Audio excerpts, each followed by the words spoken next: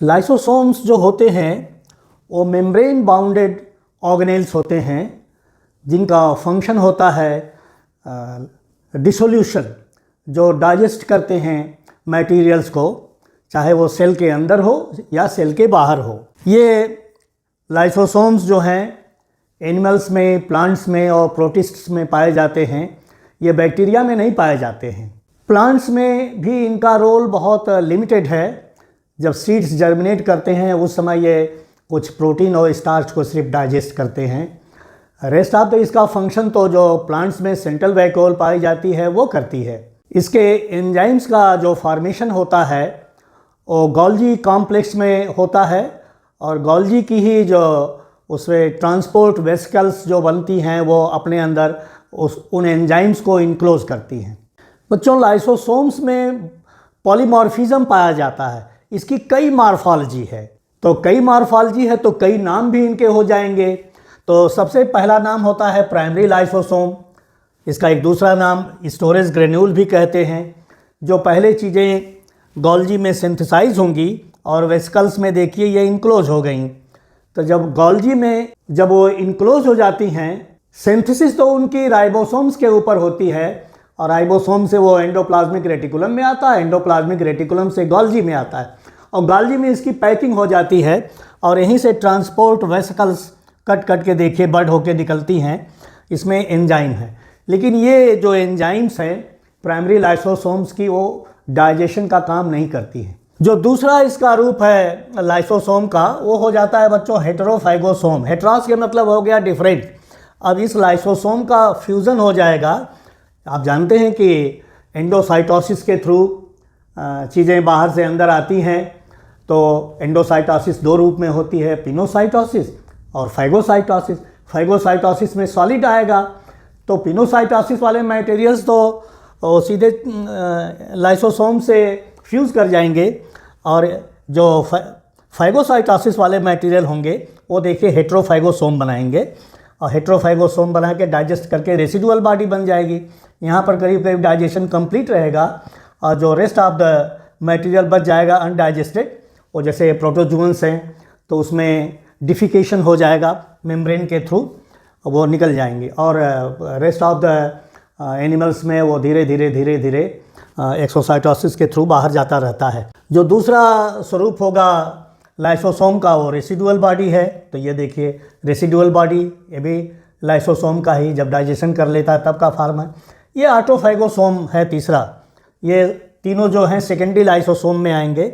ऑटोफाइगोसोम में वो अपने ही सेल के कुछ पार्ट्स को, अपने ही सेल के कुछ ऑर्गेनेल्स को और लाइसोसोम के साथ फ्यूज़न करके, और कैसे पार्ट्स होंगे जो वॉर्न आउट होंगे, जो टायर्ड होंगे, जो अब फंक्शनल नहीं रह गए होंगे, उनको वो इनक्लोज करता है स्मूथ एंडोप्लाज्मिक रेटिकुलम और लाइसोसोम को प्रेजेंट करके उसको डिज़ोल्व कर देता है।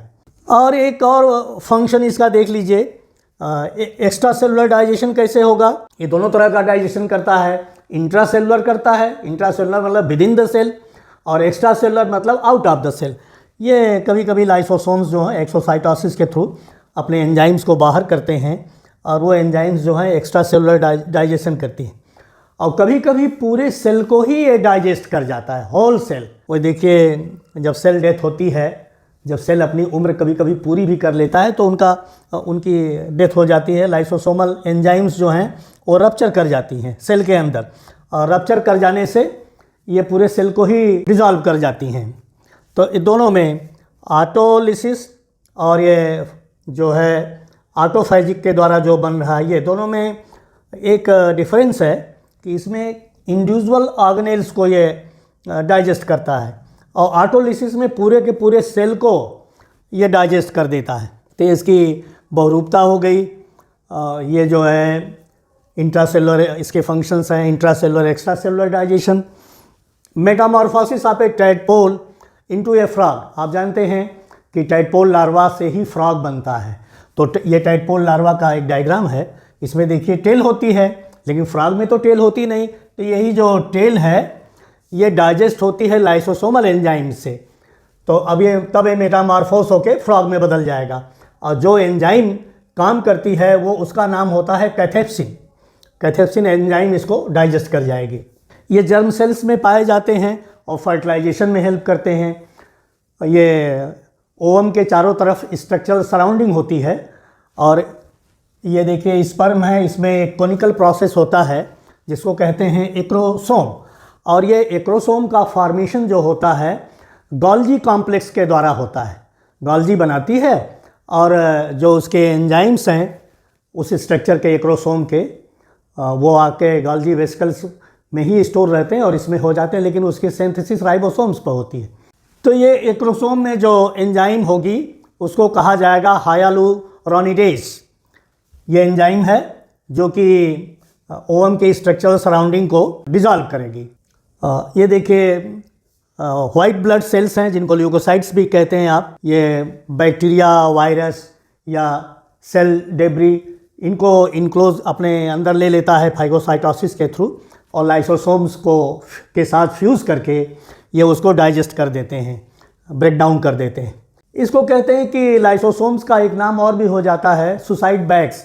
सुसाइड बैग्स इसलिए कहते हैं कि ये अपने ही को ही डिसॉल्व कर जाता है, डिसोल्यूशन कर देता है। तो खुद को करता है तो खुद की सुसाइड कर रहा है ये, इसलिए इसको सुसाइड बैग्स भी कहते हैं। कुछ टिश्यूज़ में माइटोकॉन्ड्रिया ने करीब करीब हर 10वें दिन वो रिन्यू होती रहती है, पुरानी हटती है और नई उसके जगह पर आती है। तो ओल्ड ऑर्गेनेल्स को ये जो है डिस्ट्रॉय करता है और इसमें प्रोमिनेंट वो ऑर्गन्स होंगे जो मेटाबॉलिकली ज़्यादा एक्टिव होंगे। और एक और बीमारी होती है, वो जेनेटिक डिफेक्ट है, वो जीन्स को प्रभावित कर देते हैं, म्यूटेशंस। तो जीन में चेंज आ जाता है, तो वो जब जीन का चेंज हो जाता है तब वो पॉलीसेकेराइड्स और लिपिड का डाइजेशन नहीं कर पाते हैं।